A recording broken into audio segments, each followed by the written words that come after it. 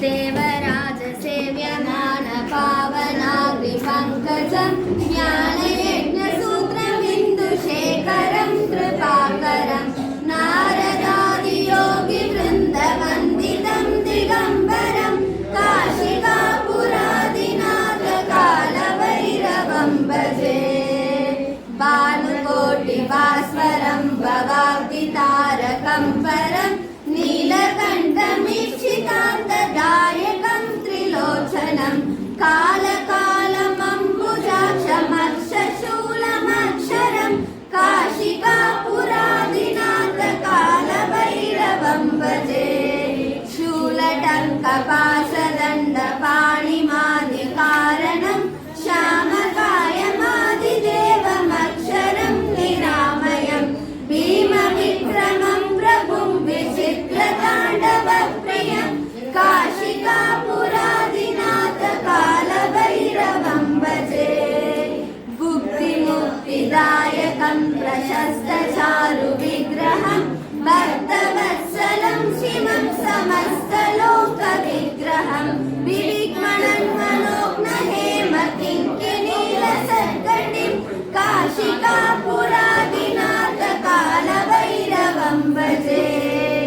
धर्मसेतुपालकं अधर्ममार्गनाशकं कर्मपाशमोक्षं सुशर्मदायकं विभुं स्वर्णवर्णशेषपाशशोभिताङ्गमण्डलं काशिकापुरादिनाथकालभैरवं भजे रत्नपादुकाप्रभाविरामपादयुग्मकं नित्यमद्वितीयमिष्टदैवतं निरञ्जनं मृत्युदर्पनाशकं करालमृत्युभूषणं काशिकापुरादिनाथकालभैरवं भजे अट्टहासभिन्नपद्मजाण्डकोशसन्ततिं दृष्टिपादनष्टपापजालं रुग्णशासनं हस्तसिद्धिदायकं कपालमालिकन्दरं काशिकापुरादिनाथकालभैरवं भजे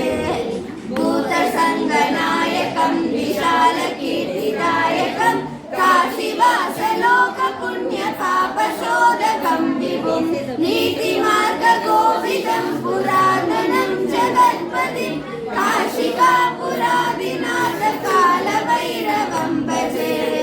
कालभैरवाष्टकं पठन्ति ये मनोहरं ज्ञानमुक्तिसाधनं विचित्रपुण्यवर्धनं शोकमोहदैन्यलोकतोपतापनाशनं क्षेत्रयाति कालभैरवाग्निसन्त्रिकिं ध्रुवं काशिकापुरादिनाथकालभैरवं भजे काशिकापुरादिनाथकालभैरवं भजे काशिकापुरादिनाथकालभैरवं भजे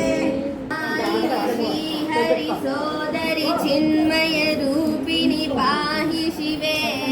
वेदविनोदिनि विश्वस्वरूपिणि साधुजनप्रिय देवनुते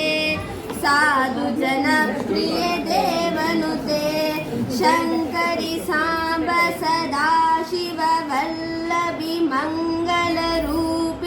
ज्ञाननिते कुङ्कुमशोभित कुमति निवारिणि पङ्कजलोचनि पद्मस्थिते पङ्कजलोचनि पद्मस्थिते